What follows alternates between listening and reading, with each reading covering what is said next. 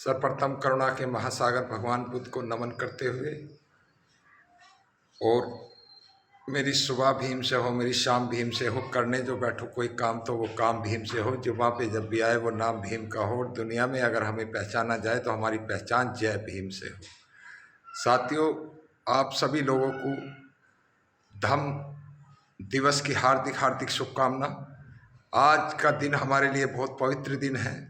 आप सभी लोगों के जीवन की मंगल कामना करता हूँ सम्मान एक अधिकार के द्वारा।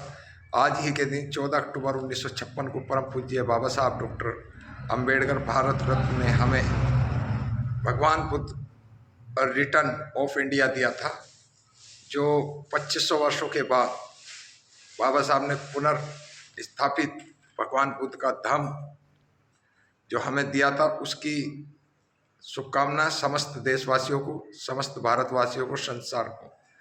साथियों, सोचने का विषय कि आज 14 अक्टूबर है और आज 14 नंबर हमारे लिए देश में सबसे ज़्यादा लक्की नंबर है।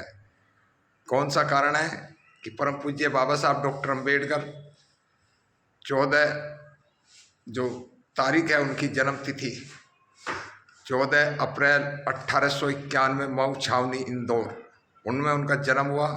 अपने पिता की 14वीं संतान थे। उसके साथ साथ में 4 देश की पढ़ाई करी, 4 देश और चारों भाषाओं में पढ़ाई करी। हिंदी पढ़ी, इंग्लिश पढ़ी, मराठी पढ़ी और संस्कृत पढ़ी।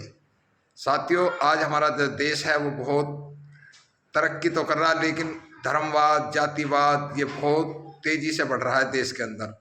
हमारे महापुरुषों ने सभी ने कहा है कि भाई जाति का विरोध करना है आप लोगों को, लेकिन हमारे आज के युवा जो देखते हैं हम कि वो सब लोग जाति का टाइटल लगा लगा कर the great the great the great ये और जातिवाद को बढ़ा रहे हैं। भगवान बुद्ध के धम्म में कोई जाति नहीं है, कोई धर्म नहीं है। जिस तरीके से गली मोहल्ले की नालियाँ नालों में समाती हैं, नालों से निकलने के बाद में वो नदी में समाती हैं और नदी में समाने के बाद में वो जो है उसमें जाके गिरती हैं समुद्र में, तो उनका सबका अस्तित्व खत्म हो जाता है।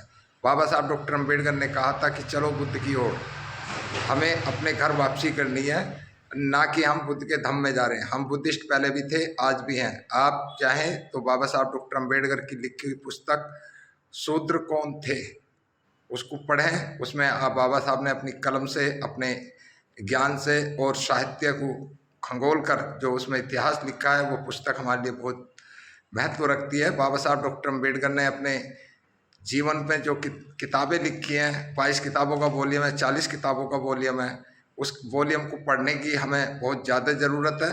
उसके बाद जो राइटरों ने उसमें जो अलग अलग खिचड़ी पकाई है, उनको छोड़कर बाबा साहब के 40 जो वॉल्यूम भारत सरकार द्वारा छापे जाते हैं, उसको हमें खरीदने की ज़रूरत है, अपने घर में रखने की ज़रूरत है।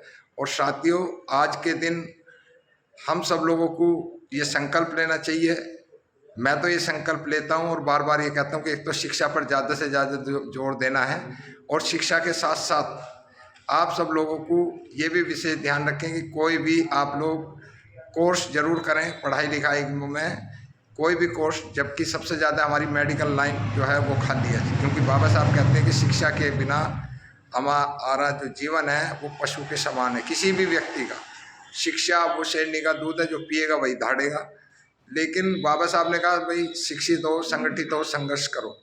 लेकिन हमारे जो नारे हैं उनका उपयोग विपक्ष लोगों ने किया है, ना कि हमारे लोगों ने किया है। बाबा साहब डॉक्टर अंबेडकर का इतिहास इतना बड़ा है कि एक समुद्र है, और भगवान बुद्ध के जो ज्ञान उन्होंने हमें दिया, विपश्यना दी है, ध्यान साधना जो बोलते हैं, आप लोग जाइए मेडिटेशन करिए। पढ़ने लिखने वाले बच्चे करेंगे तो उनका मेमोरी बहुत तेज होगी, बुजुर्ग लोग करें।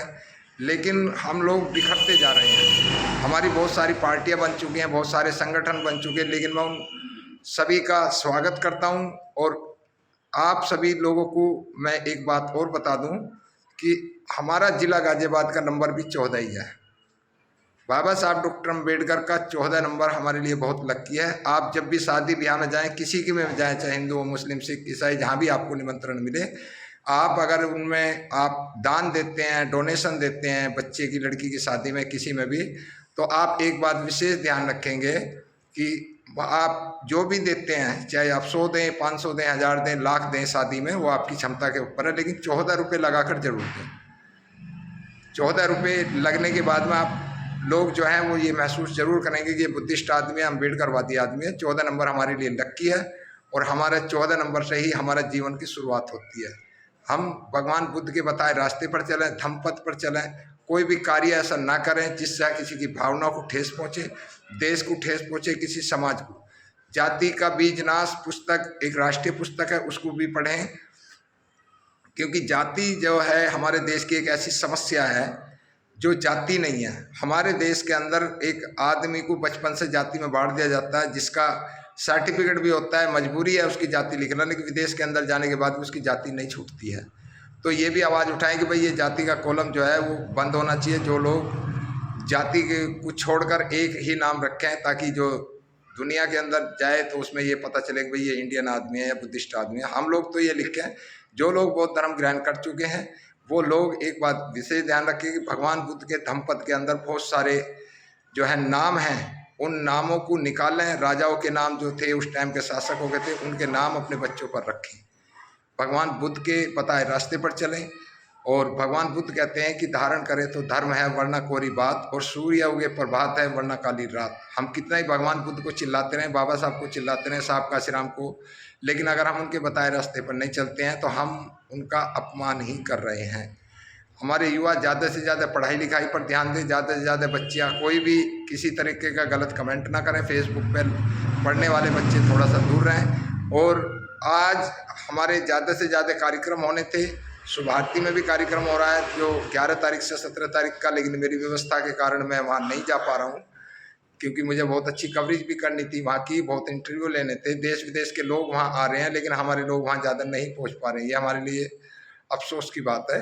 लेकिन आप लोग जिनके पास भी वीडियो जाएं, अभी 2-3 दिन बचे हुए हैं, आप लोग मेले में देखिए, वहाँ संसार के कोने कोने से जो लोग भिक्षु बन रहे हैं, जो वहाँ बुद्धिज्म पढ़ाया जा रहा है वो सुभारती के अंदर पढ़ाया जा रहा है। वहाँ देखिए कि बनते क्या होते हैं।